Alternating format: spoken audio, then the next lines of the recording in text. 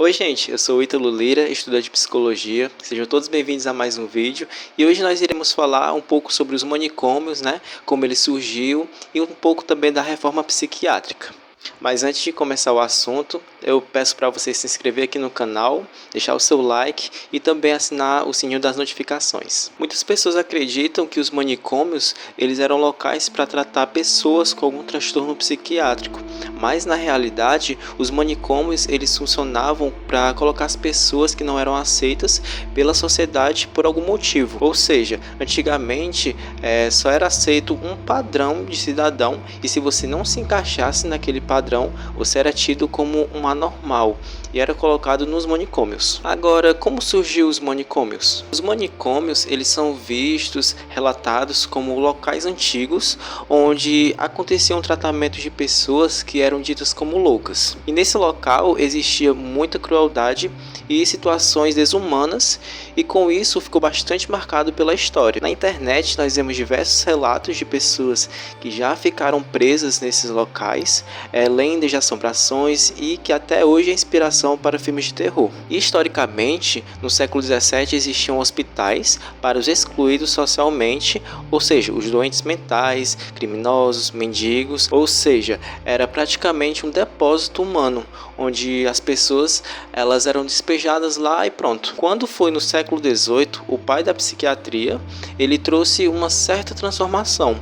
Os asilos eles foram substituídos pelos manicômios e os manicômios eram somente destinados aos doentes mentais. Os manicômios eles tinham ideias de trazer uma reeducação do alienado e implicar respeito às normas, E essa função disciplinadora tanto do manicômio, tanto também do médico, tinha que haver um equilíbrio entre firmeza e também a gentileza. Mas a história virou de cabeça para baixo e o que era para ser bom se tornou péssimo. Porque com o passar dos tempos, dos anos, os manicômios trouxeram outras ideias, como imposição da ordem e de disciplina institucional. E lá por volta do século XIX, as medidas físicas e higiênicas eram banhos frios, chicotadas, as pessoas eram presas em camas e jaulas como castigo, tinha tratamento em choque, havia uma superlotação, instrumentos que não eram esterilizados, existia cadeiras giratórias que era para tratar as manias e a insanidade dos pacientes.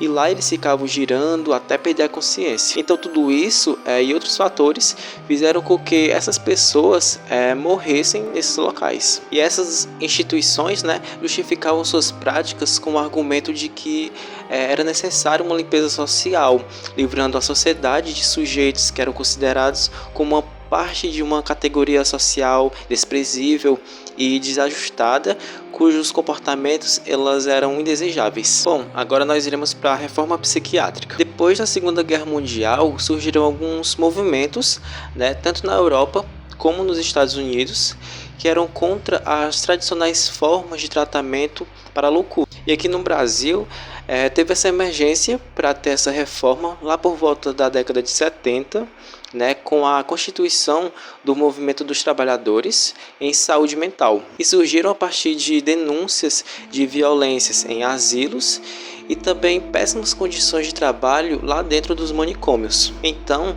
nas instituições psiquiátricas, haviam internações de pessoas na qual poderiam ser solicitadas pela própria pessoa ou cônjuge, e também poderia ser o pai, o filho ou qualquer parente até o 4º grau. Quando não tinha esses parentes próximos, aí teria que ser outra pessoa que fizesse parte dessa relação com o indivíduo. E isso conta em uma legislação de 1934 pelo artigo 9, 10 e 11, que ficou em vigor aqui no Brasil até o ano de 2000. Então, essas pessoas elas eram privadas da liberdade e com isso, no decorrer dos tempos, houve uma necessidade de ter vários profissionais nesses setores. Aí é que vai entrar a psicologia também na saúde. Houve um período em que tiveram diversos eventos que tratavam de temas relacionados à saúde mental, e também sobre os manicômios. E aqui no Brasil, o movimento de luta antimanicomial surgiu de uma forma mais clara,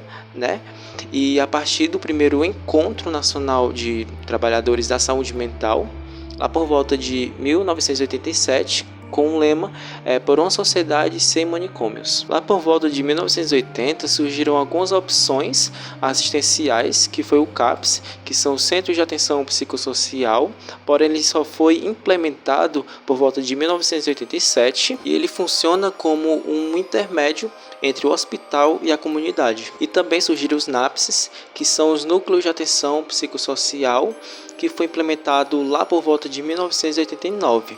Ele tinha como foco a desconstrução, dos manicômios. E isso foi representando a reforma psiquiátrica brasileira. E com isso tivemos atendimentos de consultas médicas, atendimentos psicológicos, serviços sociais e terapias ocupacionais. Quando foi em 1889, como já estava tendo uma luta antimanicomial, foi criado um projeto de lei que previa a extinção progressiva dos manicômios e que fosse substituído por outros recursos assistenciais. E quando foi em 1990, teve uma conferência para a reestruturação da assistência psiquiátrica e lá estavam os países da América Latina. Então, a partir de todas essas problemáticas e críticas, quando foi em 2001, foi aprovada a Lei 10.216, que é conhecida como a Lei Nacional da Reforma Psiquiátrica. E com essa reforma trouxe diversos questionamentos sobre a figura do sujeito louco, que agora essas pessoas estariam de fato transitando na rua e agora são pessoas com direitos. E também tiveram outros questionamentos sobre